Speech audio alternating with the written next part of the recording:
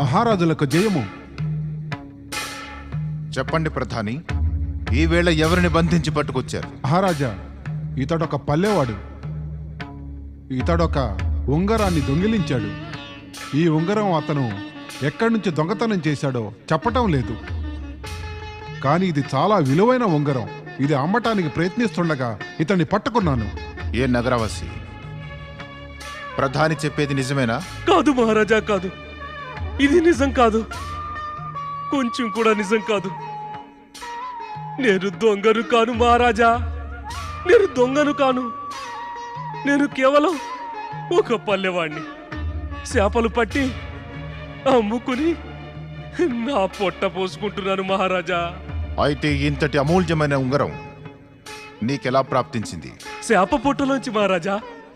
మహారాజా, నేను ఒట్టేసి చెబుతున్నాను, నేను ఈ ఉంగరాన్ని ఎక్కడా దొంగిలించలేదు. చేప పొట్ట కొయ్యగానే నాకు ఈ ఉంగరం కనిపించింది మహారాజా. చేప ఈ ఉంగరాన్ని మింగేసి ఉంటుంది మహారాజా. ప్రధాని, మహారాజా, ఏది ఆ ఉంగరం చూపించండి. ఇదిగో చూడండి మహారాజా.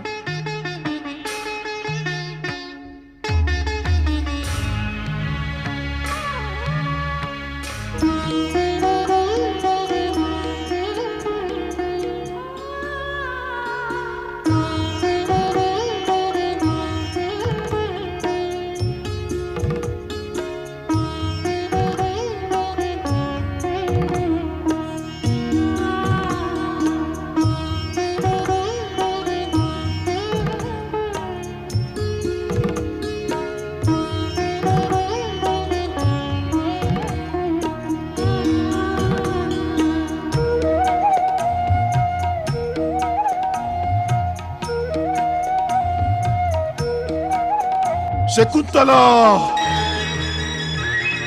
ఎంత అన్యాయం చేశావు! అనర్థం జరిగింది మా వల్ల.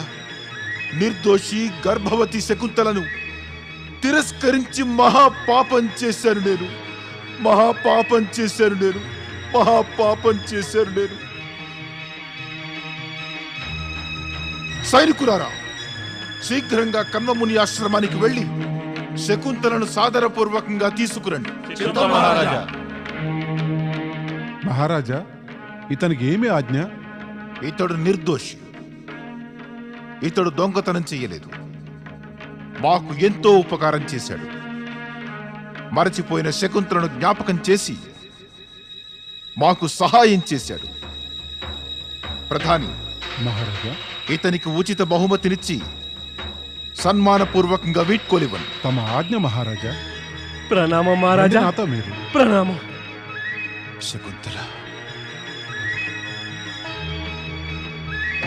ఓం నమః శివాయ. పరమేశ, నారదుని ప్రణామం స్వీకరించండి. నారదా, ఎన్నో ఏళ్ల తర్వాత నిన్ను కైలాసంలో చూసి మాకు ఆనందంతో పాటు ఆశ్చర్యము కలుగుతోంది. ప్రభు, నేను ఎన్నో మార్లు తమ దర్శనం చేసుకుని వెళ్ళాను. మరి తమ దీర్ఘ సమాధి సమాప్తమే కాలేదు. ఈవేళ మీ కృపాదృష్టి నాపై పడింది. మేము నీ మనస్సులో మెదులుతున్న ప్రశ్నని అర్థం చేసుకున్నాం. నీ మనసులో మేనకా విశ్వామిత్రుల పుత్రిక శకుంతలను గురించి తెలుసుకోవాలని ఉంది. అవును ప్రభు. శకుంతలకు దూర్వాసుల వారి శాప విముక్తి ఎప్పుడు ప్రాప్తిస్తుంది? శకుంతల యొక్క విరహగాథ శీఘ్రమే అంతమవుతుంది. ఆమె పుత్రునికి కుమారావస్థ సంప్రాప్తించింది. అనతి కాలంలో హస్తినాపుర నరేంద్రుడు దుష్యంతుడు దేవాసుర సంగ్రామంలో విజయుడై రాగానే శకుంతల యొక్క సౌభాగ్య సూర్యుడు ఉదయిస్తాడు.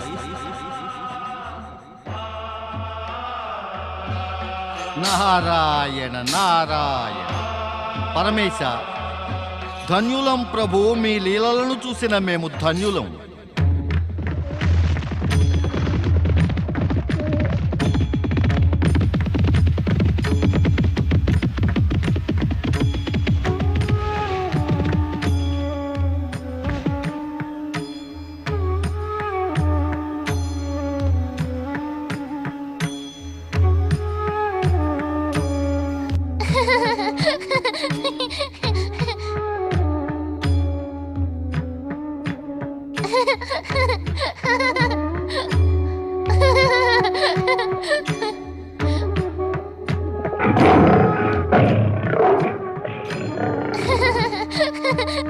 కిందకు దిగు సర్వదమన, కిందకు దిగు. మా మాట వినవు వినవు. ఇది క్రూర మృగం. కిందకు దిగు సర్వదమన, మా మాట వినవు. దీని తల్లి వచ్చిందంటే నీ మీదికి దూకి దాడి చేస్తుంది. మీరిద్దరు ఇంత అసాధ్యకు గురవుతున్నారే. నేను శాంతంగా ఉన్నాను, నా ఈ వన్యమృగము శాంతంగానే ఉంది. క్రూర మృగం యొక్క శాంతం కొంచెం సేపు మాత్రమే ఉంటుంది. నువ్విక్కడికి వచ్చేయి, వచ్చేయి. వద్దు, నేను ఇక్కడ కూర్చుని చాలా ఆనందిస్తున్నాను. నాకు అడ్డు ఎందుకు చెప్తున్నావు? సర్వదమన, అర్థం చేసుకునేందుకు ప్రయత్నించు. రాను రాను రాను రాను.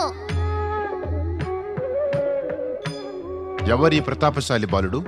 సర్వదమనుడితుడు, శకుంతలాదేవి పుత్రుడు. సర్వదమన, ఎక్కడున్నావు పుత్రా? అమ్మా, ఎక్కడున్నావు?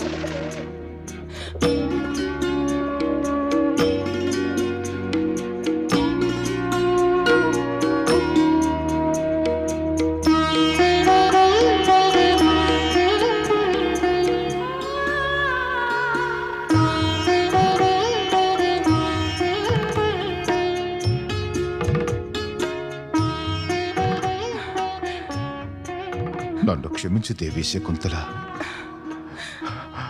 నా తప్పుకు ప్రాయశ్చిత్తం చేసుకుంటున్నాను. చెప్పు శకుంతల, నీవు నన్ను క్షమించానని. పుత్ర, నీ పితాశ్రీకి ప్రణామం చెయ్యి. ప్రణామం పితాశ్రీ. నీ పరీక్ష ఇప్పుడు సమాప్తమైంది శకుంతల. విధి విలాసం వల్ల నీకీ కష్టాలు వియోగము తప్పలేదు. మా శాపం నిమిత్త మాత్రమే. అది కూడా నిజమే కదా దుర్వాస మహర్షి. వియోగం కష్టాల తర్వాత మళ్ళీ కలుసుకున్న ఆనందం ఎన్నో రెట్లు ఎక్కువ అవుతుంది.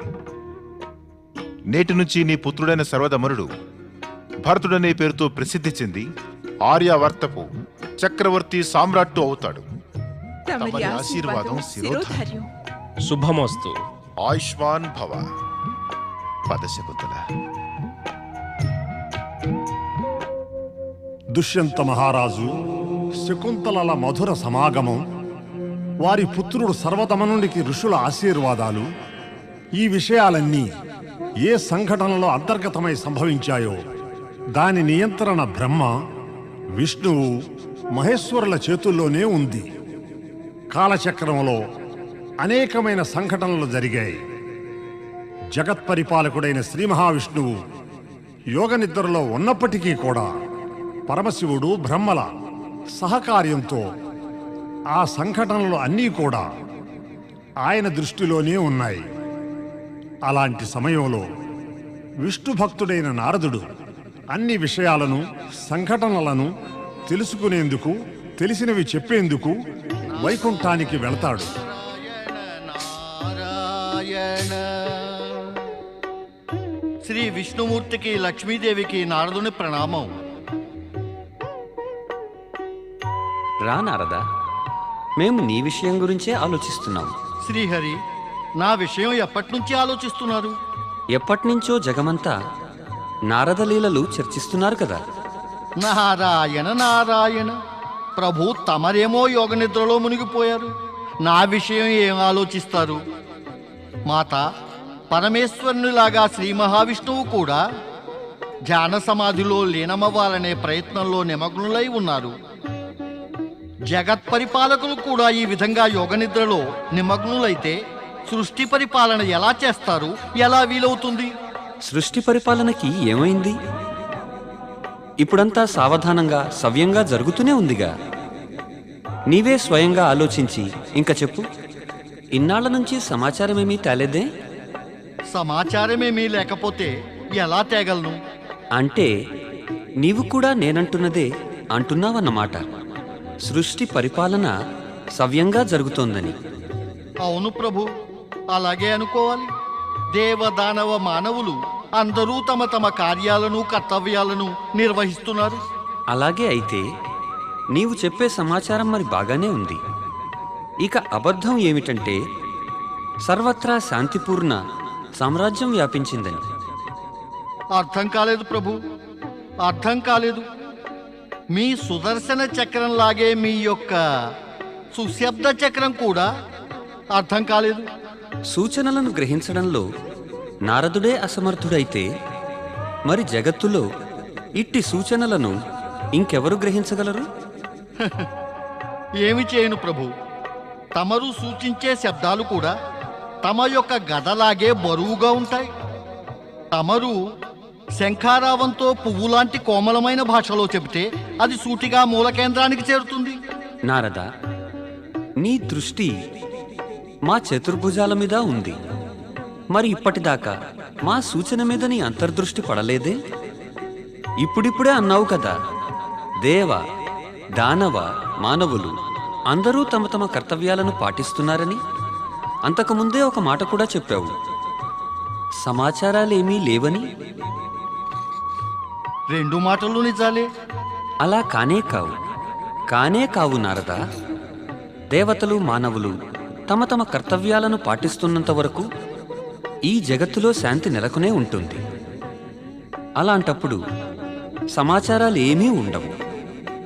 కానీ హింస, అత్యాచారాలు, అనాచారాలు ఇంకా పాపాలు తమ కర్తవ్య పాలనగా దానవులు చేస్తూ ఉంటే జగత్తులో శాంతి ఎలా ఉండగలదు నారద? నారాయణ నారాయణ, దానవులు తమ కర్తవ్య పాలన చేస్తున్నారు అనేగా నేనన్నాను. నారదా, మళ్ళీ ఆలోచించు. ఆపై ఒక సంగతి చెప్పు. దానవుల కర్తవ్యమేమిటి? నారాయణ నారాయణ, వారి కర్తవ్యాల గురించి ఎవరికి తెలియదు మాత. ఇప్పుడే శ్రీహరి చెప్పారు కదా, ఇతరులపై అత్యాచారాలు చేయడం, వారి సంపదను దోచుకోవడం, నిర్దోషులను బాధించడం, ఇవన్నీ కర్తవ్యాలే ఆ దుష్ట దానవులకి. అయితే వారు ఈ కర్తవ్యాలన్నింటినీ పాటిస్తున్నారు కదూ? తప్పకుండా చేస్తున్నారు.